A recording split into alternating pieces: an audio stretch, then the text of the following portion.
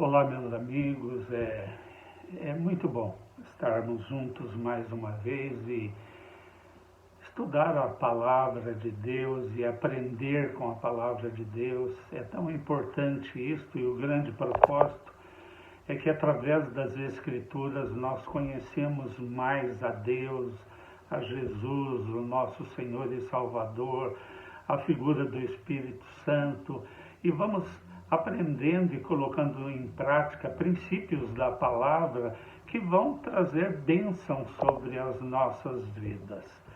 Nós começamos a semana passada a falar sobre as bem-aventuranças, principalmente em Mateus no capítulo 5, 6 e 7. E nós aprendemos ali, começamos na realidade, e hoje vamos dar continuidade.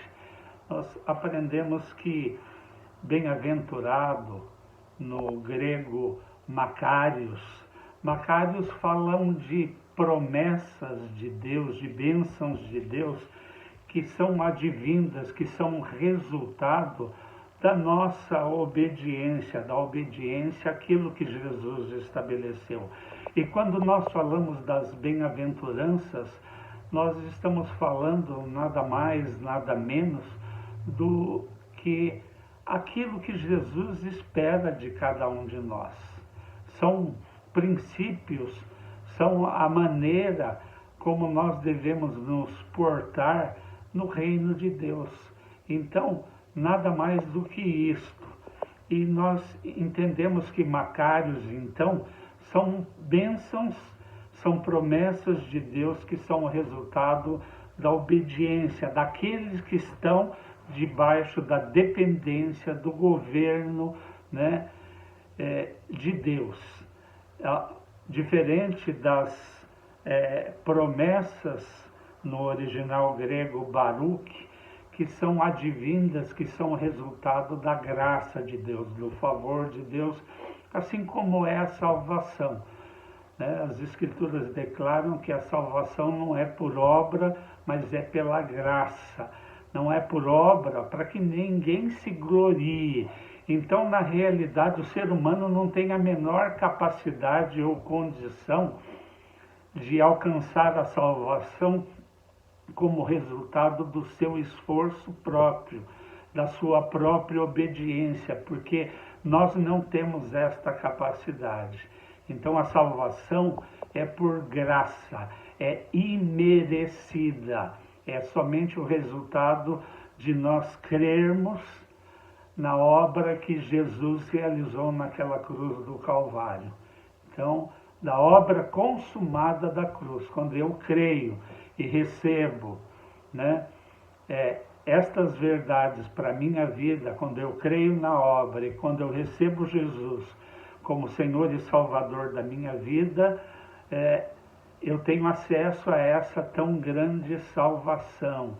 Não é mérito meu, é dele. Não é pela minha obediência, é pela dele. Eu tenho repetido isso com frequência para que fique muito claro isto. Mas estas bem-aventuranças, elas são para um grupo, exclusivo. São para os discípulos, são para os seguidores de Jesus. Aqueles que creram um dia nesta obra, o receberam como Senhor e Salvador da sua vida. Então, elas são o resultado da obediência, de nós andarmos por estes princípios. É o estilo de vida do reino de Deus. É o que Jesus espera de cada um de nós. E hoje nós vamos entrar na primeira bem-aventurança, e ela é muito importante. Por quê? Porque ela é a base para as demais bênçãos. Então, bem-aventurado, ou mais que felizes, são aqueles que praticam estes princípios. Mas eu queria, antes de tudo, ler um texto do profeta Isaías, lá em Isaías capítulo 66, a parte final do verso 2. Vou ler o verso inteiro, mas a parte que nos interessa, que nos cabe, é a parte final deste versículo. Então, eu queria que você abrisse a sua Bíblia, o seu aplicativo de celular, em Isaías 66, 2. Diz assim: porque todas estas coisas tem feito a minha mão, e todas aquelas coisas vieram a existir, diz o Senhor. Foi Deus que criou todas as coisas. É o que está sendo declarado aqui. Todavia, esta parte que nos interessa, para este homem eu olharei. Olha o que está sendo dito aqui, Deus falando. Para este homem eu olharei, para aquele que é pobre e de um espírito humilde e treme diante da minha palavra. Olha para quem Deus olha, está aqui as características, né? Para aquele que é pobre, isto fala de uma condição humana mesmo, e de um espírito humilde, ou de um espírito pobre. Aqui fala de uma condição espiritual. Aquele que treme, que tem temor pela palavra de Deus. Então, as bem-aventuranças, né, na realidade, elas partem daqui, elas são construídas a partir deste texto de Isaías 66, 2. E nós conhecemos duas listas destas bem-aventuranças. Uma você vai encontrar em Mateus 5, a partir do verso 3, e outra você vai encontrar em Lucas, no capítulo 6, a partir do verso 20. E elas são importantes, por quê? Porque elas vão se completar. E por que eu digo isso? Porque Mateus, quando escreve seu evangelho, e ele vai falar sobre as bem-aventuranças do Sermão do Monte, que fala de um estilo de vida do reino de Deus, ele diz que bem-aventurados, abençoados, mais do que felizes, são os pobres de espírito, porque deles é o reino dos céus. Então, Mateus ele fala de uma condição espiritual. E Lucas, né, ao escrever o seu evangelho, o Dr. Lucas, ele declara que bem-aventurado são os pobres, porque deles é o reino dos céus. Ele fala aqui de uma condição humana, né? E interessante que no grego original existem duas palavras para pobre. A primeira delas é penês. Não confunda com outra coisa. É penês com acento circunflexo no último E. E ela fala de um pobre, né, que não tem luxo, mas que tem o básico. Então, ele tem o que comer, o que vestir e onde morar. Mas existe um outro termo no grego que é pitochô,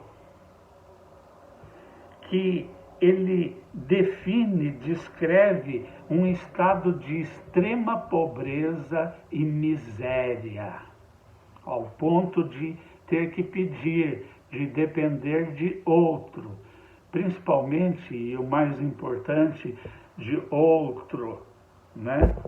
Então, é um estado de extrema pobreza e miséria. E é esta palavra que Jesus usou nas bem-aventuranças. Nós vamos ver. E esta primeira dela, né, Jesus declara que bem-aventurado são os pobres de espírito, ou no espírito, ou em espírito, né? Então, o que significa isso? Significa, quando ele usou esse termo pitochô, significa reconhecer que nada tem, nada é, né? E que não confia nos seus próprios méritos, né? Não confia nos seus próprios méritos, muito pelo contrário, ele se esvazia. Então, este é o homem, né, que Deus olha, é por ele, é o pobre e o humilde de espírito. É um pobre não só na condição financeira, né, de extrema miséria, que leva ele a depender de outro, mas também um estado espiritual, e nós vamos entender isso, porque fala de um estado de uma extrema miséria, de reconhecer que não é nada, que não tem nada e de se esvaziar. Não é mérito. É como no caso da própria salvação. Não é mérito nosso.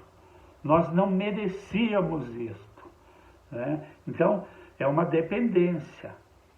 Só em Cristo é que nós alcançamos esta salvação.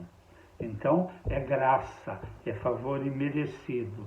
Deus escolheu nos favorecer, colocar você debaixo deste favor, desta bênção. Então, é assim. Então, é uma condição, é uma escolha, quando nós escolhemos nos esvaziar de tudo que nós somos, de tudo que nós temos, reconhecendo que nós não podemos nada, nada. Então, é o que Paulo declara lá em Filipenses, no capítulo 2, verso 5. Ele nos chama para nós termos, ele diz, tende em vós o mesmo sentimento que houve em Cristo Jesus, que mesmo sendo Deus, não julgou por usurpação ser igual a Deus, ser reconhecido. E quando ele foi reconhecido na figura humana, como homem, diz que ele se esvaziou e se humilhou até a morte e morte de cruz. A morte de cruz era o tipo de morte mais humilhante daquela época. E ele escolheu, né, se entregar, se dar, morrer no nosso lugar.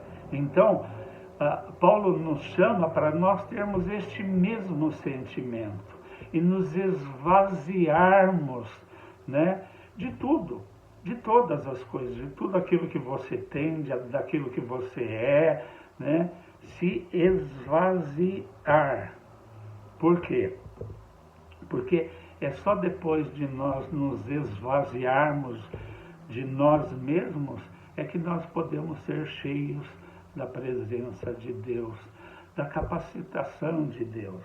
Então, este é o modelo do reino de Deus. O próprio Paulo declara em Romanos 7:24, ele declara sobre ele mesmo, miserável homem que eu sou, né?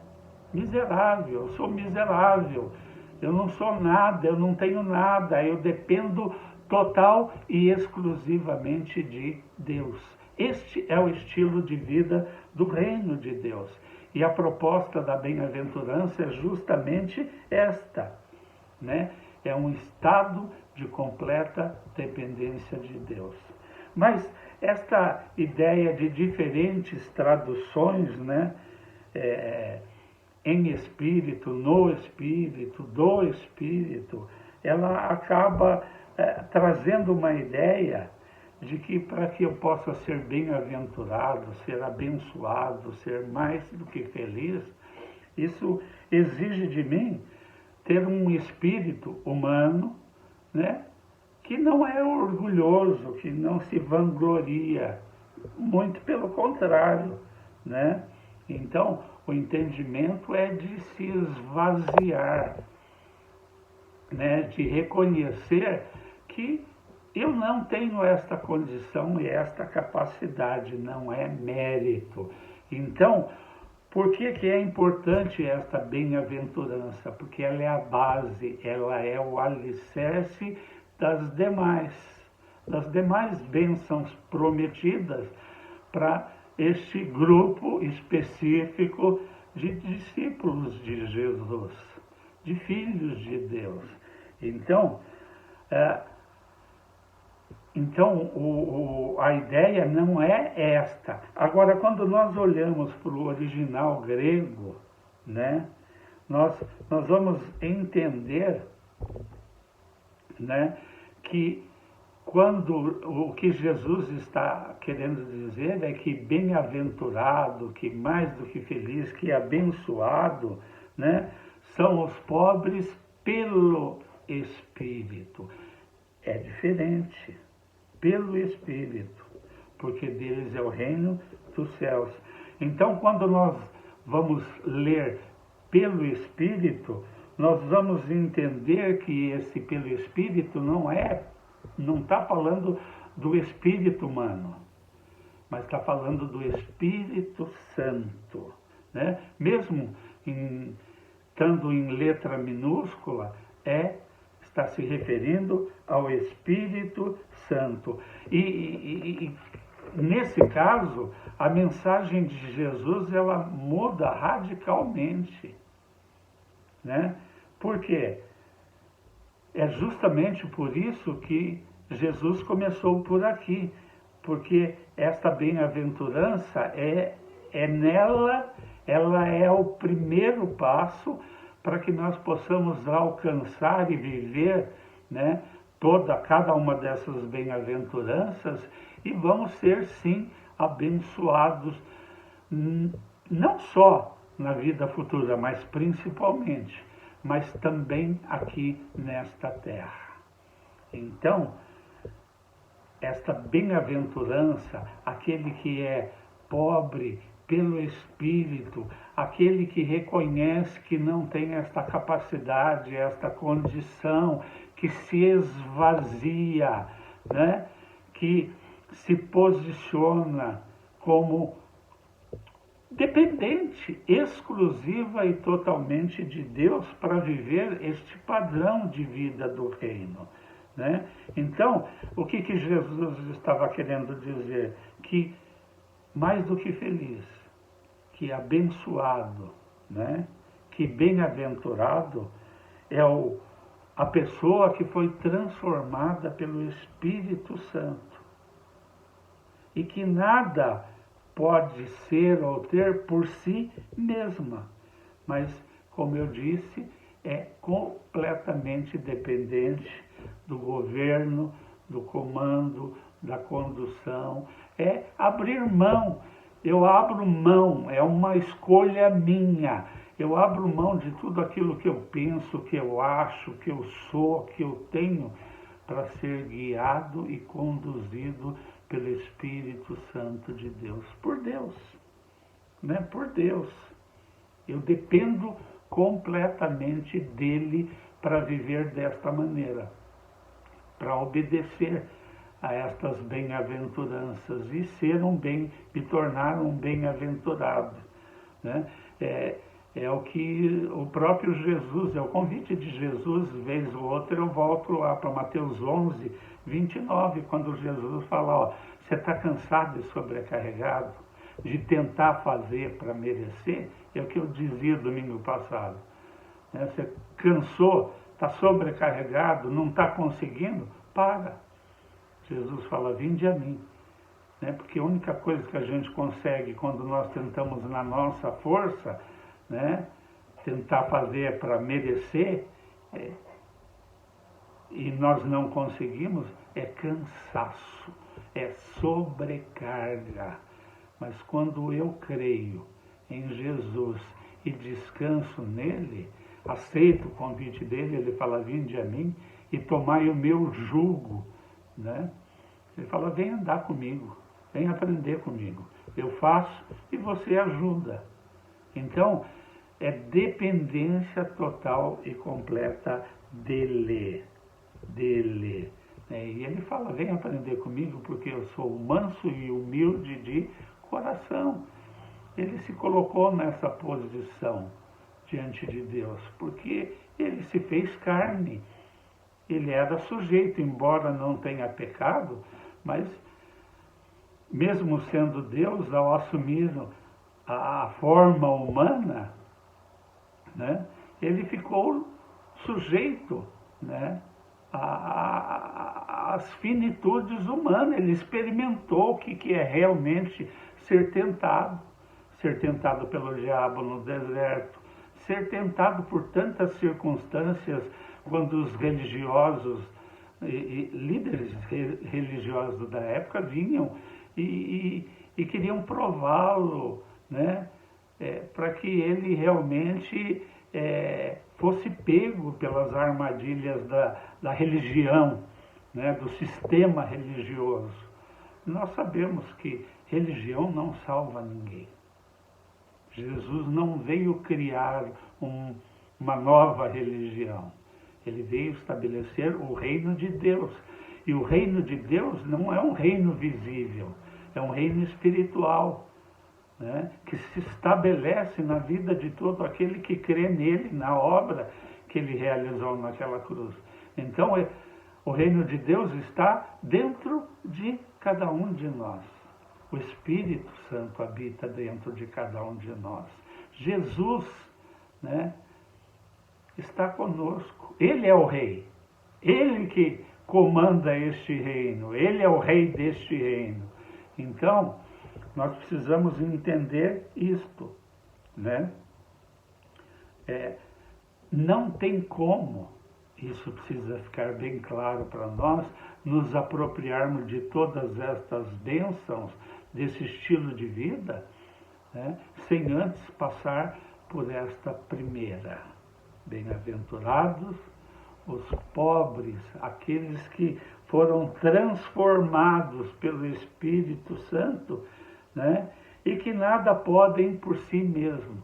É uma completa dependência dele, de Jesus, né? Lembra do texto de João 15,5, quando Jesus fala que ele é a videira verdadeira e nós somos ramos, e que nós não podemos fazer nada sem ele? Está aqui, claro, sem mim nada podeis fazer. É ele em nós, né? Por isso que Paulo, em Gálatas 2, né, ele declara: olha, não sou mais eu quem vivo, mas é Cristo que vive em mim. É esta vida, é este o estilo de vida do reino. Não é pela nossa força, capacidade, pelo que eu acho, pela minha experiência, não. Nós passamos a ser guiados e conduzidos por Ele. O Espírito Santo é o nosso ajudador. Então fica claro que é esta completa e total dependência. Paulo, em Filipenses 4,19, ele diz assim: e o meu Deus, segundo a sua riqueza em glória, né, ele vai suprir todas as nossas necessidades. Então, é dependência dele para tudo, para tudo.